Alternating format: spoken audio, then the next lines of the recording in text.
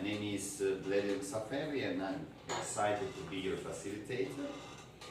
So for today's training sessions on worker responsibility in maintaining safety, with 8 years of experience as a renderer and plasterer and painter in both commercial and residential construction across Australia, I bring a big range of practical knowledge to the table, and I hold a certificate 3 in painting and decorating.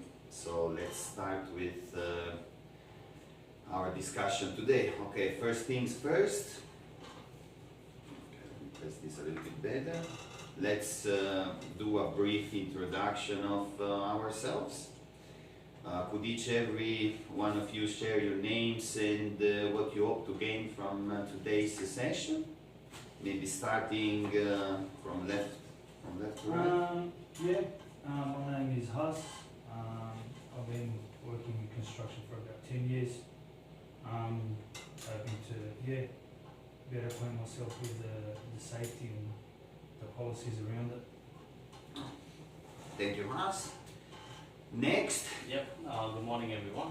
Morning. My name is Niraz Koneru and I've been working as a painter and decorator for the last 6 years. So the reason why I'm doing this course today is because I want to gain my safety knowledge even more. So that's the reason why I'm doing this course today. Hello everyone, my name is Vishal Bhandari. I'm a similar plasterer like Benjamin himself, and I'm here so that I can know more about the safety rules and regulation and create a more safe working space. My name is Alex. I'm here today to do this course so we can learn how to work safely and make everyone safe on the job site. In the workplace. Okay. Thank you for sharing.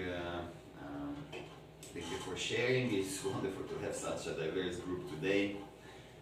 So let's start with some rules to ensure smooth communication. Let's adhere to some few ground rules. So that would be, please be patient and allow one person to speak at the time.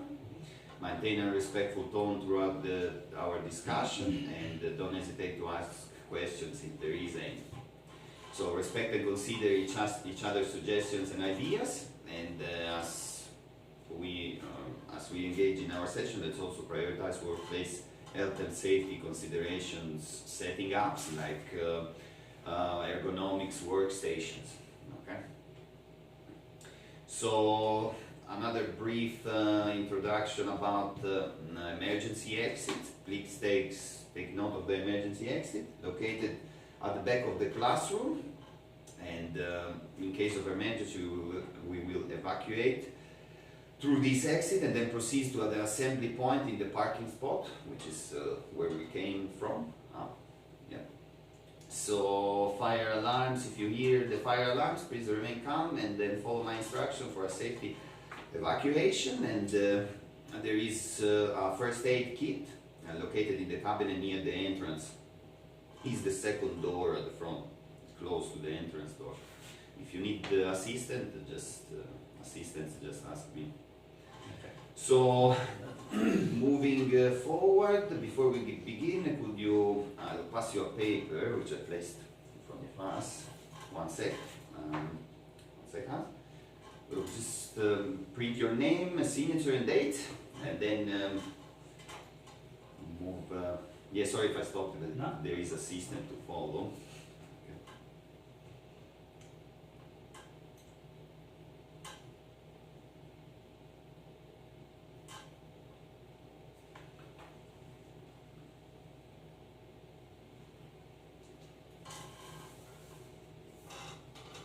That's my glass, Alex.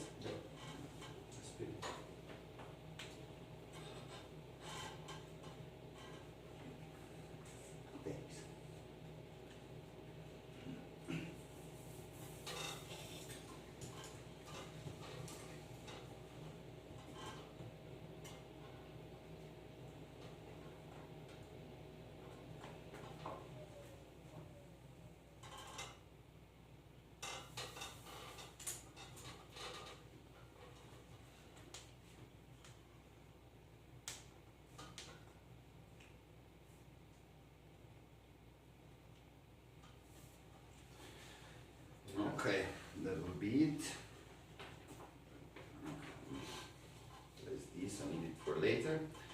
So I've already received your IDs via mail, so thank you for that. I want to remind everyone that the session today will last for about 30 minutes, and I encourage you to actively participate at the conversation. So if you have questions, please raise your hand. So I also want to express my gratitude for each and every one of you for submitting the assessment checklist. Your inputs have been invaluable in tailoring today's session to better suit your needs. So without further ado, let's align today's session goals and outcomes. Our purpose is to educate you guys in work health and safety and to promote a culture of safety, enhance understanding of the safety practice and encourage reporting and communication about safety concerns and ensure compliance with safety regulations, which, is no small task. So during this session we'll watch a video presentation as well and go over slide materials and ask questions about the topics we cover. And this question will act as a formative assessment.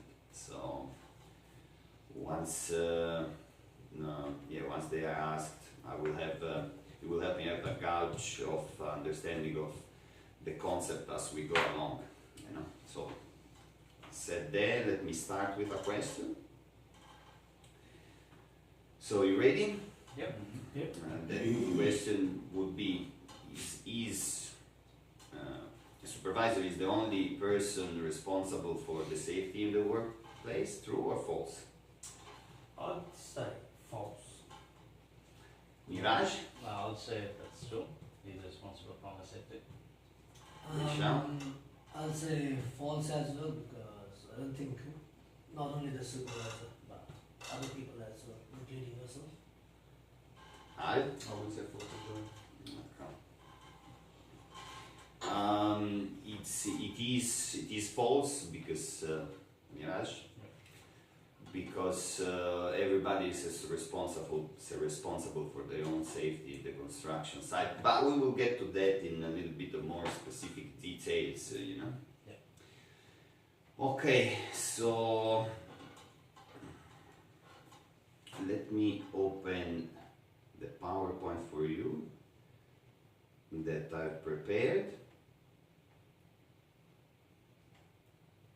I'll do a brief introduction, and then from there I'll get you to watch a video after the introduction, and then we go from there.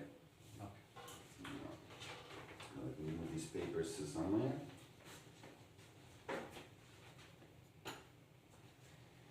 Okay. So.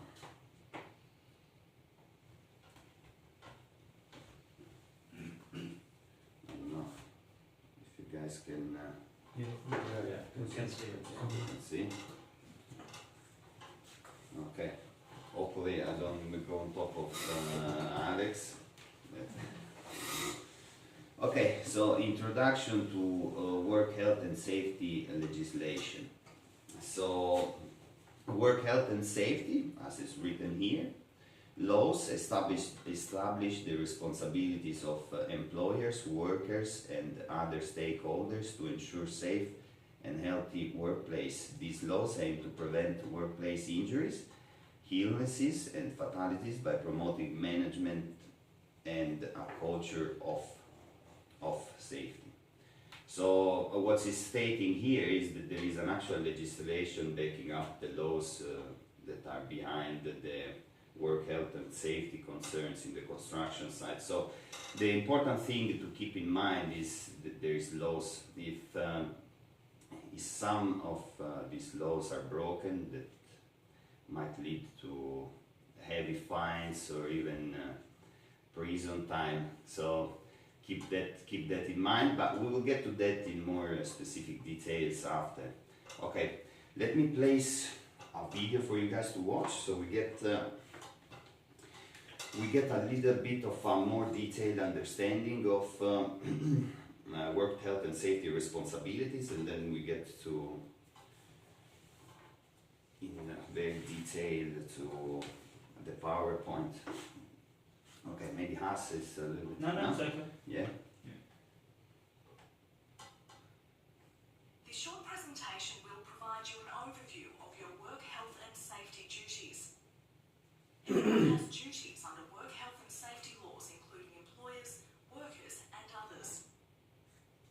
Under the work health and safety laws, an employer is now called a person conducting a business or undertaking, or PCBU for short. Types of PCBUs may include a retail or wholesale business, manufacturers or importers, sole traders and self-employed people, a builder, including principal contractors and subcontractors, and not-for-profit organisations.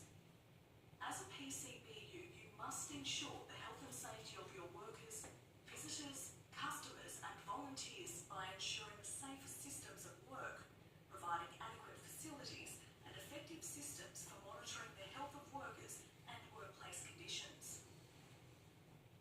As a PCBU, you must ensure that you identify hazards and manage the work health and safety risks at the workplace. A hazard is anything with the potential to cause harm. The risk is the likelihood and the consequence of the hazard affecting any person. Risk management should be an ongoing process. Everyone at the workplace should continually monitor for hazards and, if identified, take appropriate actions to minimise risks to health and safety. If there is more than one PCBU at a workplace, they must work together to ensure workplace risks are managed. All PCBUs must consult, cooperate and coordinate to develop a work health and safety management system to eliminate or minimise risks in the workplace. In many workplaces, this simply means that managers, supervisors, workers and contractors will all be involved in discussions about workplace activities, hazard identification and risk management. You need to regularly review your work health and safety management systems to make sure they are still effective in your workplace. As a PCBU, you must consult with workers who carry out work for the business or undertaking and who are or are likely to be directly affected by a health and safety matter. This duty to consult is based on the recognition that worker input and participation improves decision-making about health and safety matters and assists in reducing work-related injuries and disease. Consultation arrangements should take into account the size of the business, the way work is arranged, and what suits your workers. Consideration should be given to whether work health and safety issues can be addressed through one of your regular communication channels, or if there is a need to do something different, like hold a one-off meeting. A safe and healthy workplace benefits everyone. For further information, visit our website or contact NT WorkSafe on 1800 019 115. Okay, let me bring it up the PowerPoint, and then after the end of this session I'll send you the details and the number of that were shown at the end of the video as well. Let me just set the PowerPoint again. Okay, so let's go to point number 2, which is you okay, Hans, from there? Or? So understanding the role of individual workers. So understand the responsibilities. So each worker must thoroughly understand their specific duties and obligations under the WHS laws to ensure a safety environment. That states simply that yes, you're working, but you have to understand the implications concerning safety around the work that you are performing, you know. For example, let's say you're working on a scaffold in, I don't know, level 3, or you're rendering or you're plastering, some material might fall underneath, so you better pay attention if there is somebody else working under you. Maybe by communicating that you can save, you can save him for heavy material or some rocks in his head, you know, maybe he doesn't wear a helmet or something, you know. So engage in safety initiatives. Workers should actively contribute to safety discussions for training and risk assessments to identify and address workplace hazards. So practically here it states that not to keep a passive sort of attitude and to be active on concerning health and safety. Because if everybody follows an active attitude, it is going to lead into a better, into a safer workplace. So prioritize safety. To prioritize safety, incorporating safety best practices into daily routines is critical of protecting yourself, oneself and your co-workers. Here is saying to have a broader overview of the job that is going to be performed, and not only that, to understand the safety concerns around it. Okay, is everything clear till now? Yeah. Yeah, all good? Okay, so let's move on to the next slide. Workers' responsibilities under the WHS laws. So we start off with the duty of care. It states that workers have a legal obligation to take reasonable care for their own health and safety, as well as the safety of their co-workers. So it's on you, practically. That's what it says. It's on you, and maybe your friends, because some co-worker can be friends too. So for a better environment, you both should work towards the same goal. So point number 2 would be the reporting hazards. So worker must report any hazard, risk and safety incidents and their employer or supervisor in timely manners.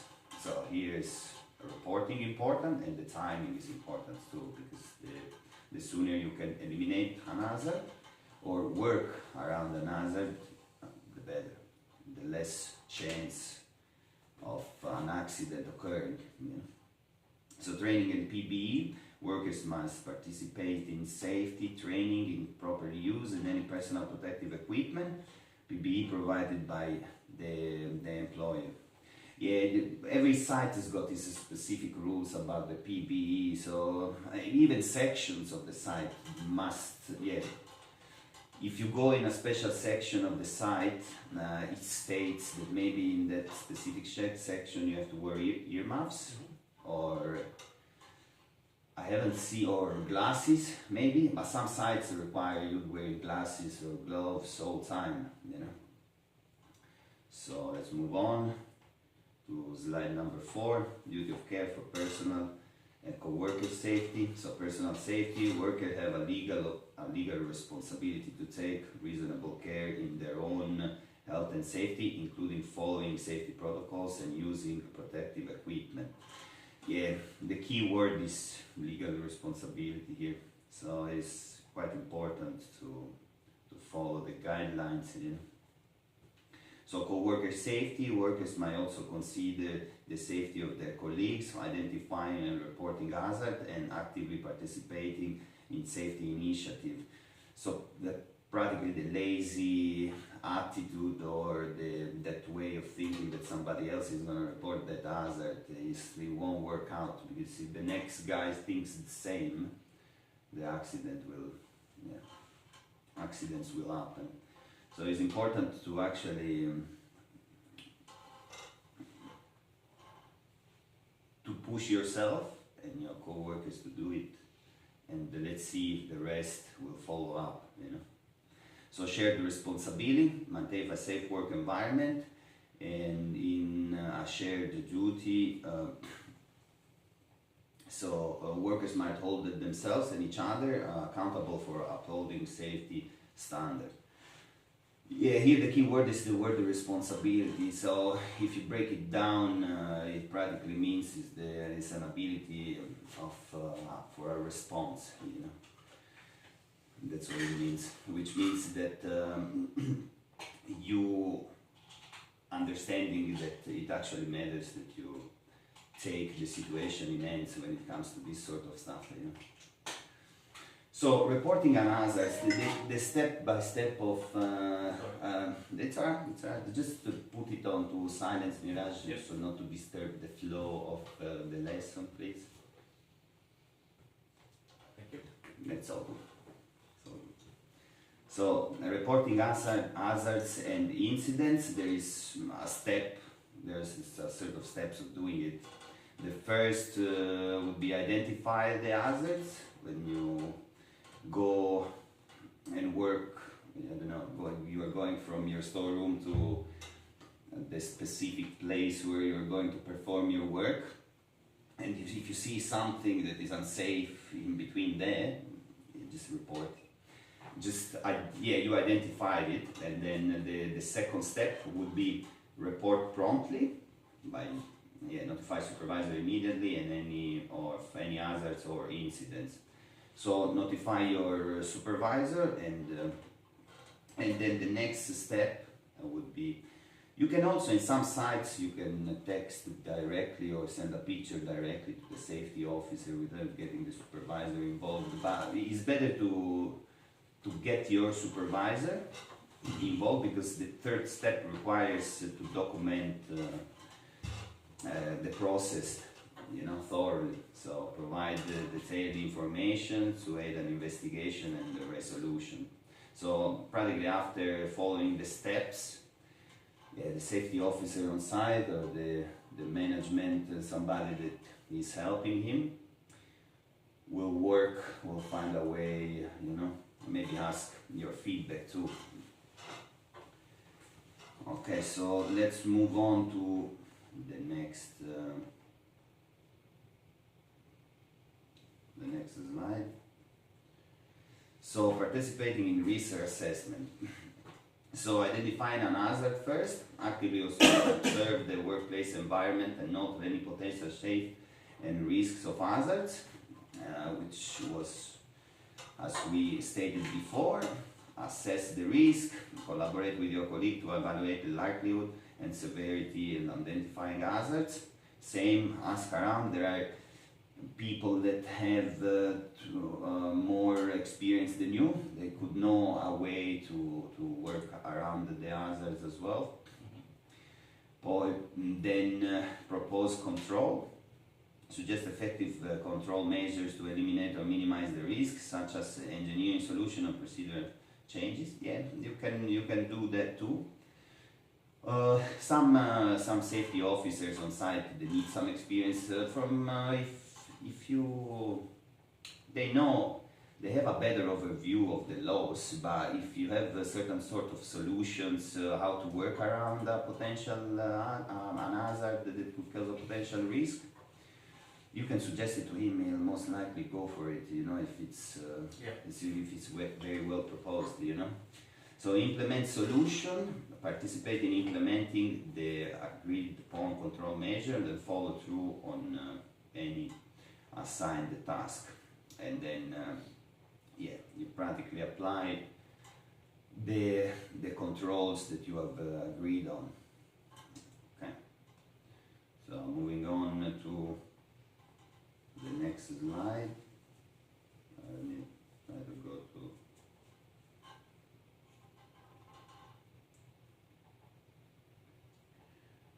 So, okay. So complying with safety policies and procedures. First is familiarizing yourself. So take time to thoroughly review and understand all of your employers and safety policies, procedures, and guidelines. This ensures you know how to properly and safely conduct your work. So just read them, that's what it's saying.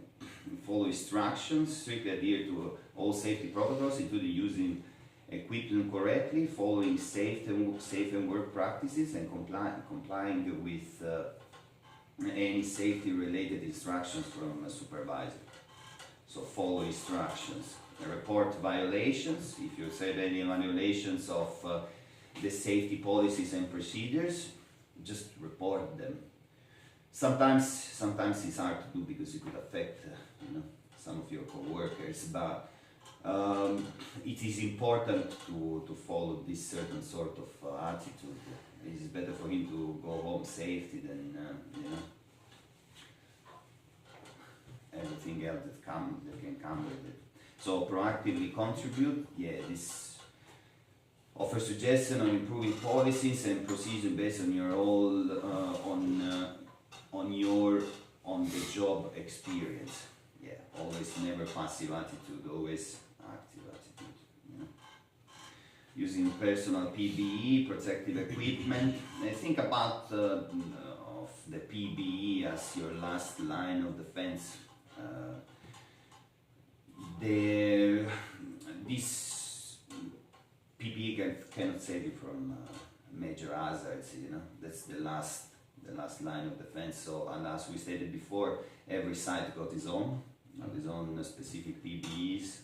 Some you can't wear trackies or shorts because of the exposure of the skin, or in some specific sites you have to wear long sleeve IVs, certain colors of hard hats, Yeah. So let's move on to the next one. Receiving and following safety training. First is attend regularly, actively participate in all safety training sessions provided by your employer. This ensures you stay up to date on the latest safety protocols. Yeah, they're always changing, that's what they say. They're always changing, they're always updated. What was Australia in the 90s in construction, it isn't now. There used to be no IDs in the 90s, I think, too. I'm not sure, I have to check onto that, but I remember my one of my colleagues saying that. Yeah. So ask questions, don't hesitate to raise any questions or concern during the training. Clarifying information helps you better understand and apply safety practices. Ask your experienced co-workers or friends like us. He knows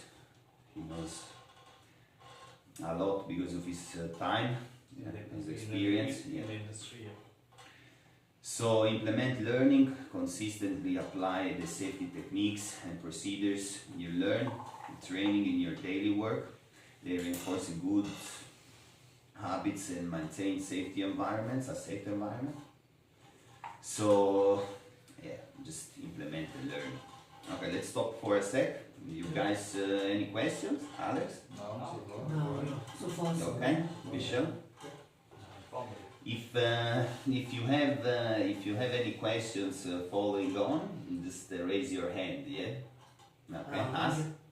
Just raise your hand. Okay. We go from there. So communicating safety concern, open communication. So be transparent and collaborative environment where workers feel empowered to raise safety related concern without any repercussions. And that's what it says it literally. So thorough reporting and the collective effort. So what we stated previously, I put the same concepts many times in the PowerPoint because repetition is the key of memorizing. That's right. So keep that in mind as well. If you wanna learn something, just repeat it a few times. So continuous improvement. That's Australia's way of going when it comes to safety concern. Is a policy of continuous improvement in workplace and safety, because at the end of the day, what it matters the most is for you to go home to your family. That's about it. I mean, the workplace, the work is not as important, compared to that. Yeah. Okay, so review safety performance. Regularly analyze safety data, incident report, performance. This sort of job. I don't know if you guys are supervisors, but it goes to the management usually. You can help providing feedback, but it goes to that. Encourage worker feedbacks, ask them. Maybe they will be more likely to open themselves up, you know. Sometimes there is some shyness, you know, in the work. You don't want to say something stupid, or maybe they feel stupid, but it's never stupid, you know. Even some specific concerns, maybe somebody didn't think about it, even if it can seem obvious enough. So, and collaborate achievement, recognize and reward workers and team who contribute to enhancing worker safety, fostering a workplace safety culture and a continuous improvement, which is what I was stating at the beginning. Okay. So let's, let me, move the computer here. We come to the end of the PowerPoint. Let me close it down for a sec. Alright. Restore it. Okay, so any questions or anything about, yeah? Okay, then with this we have reached the end of our session. Today we explored work health and safety responsibilities, ways to promote a culture of safety, and how to enhance the understanding of them. So, since there was no questions or any change of mind, Alex? No. Yeah, you okay? Yeah. No. Okay, thank you for all participating at this engagement. I look forward to seeing you guys soon, and to the next section. Thank you. Thank you.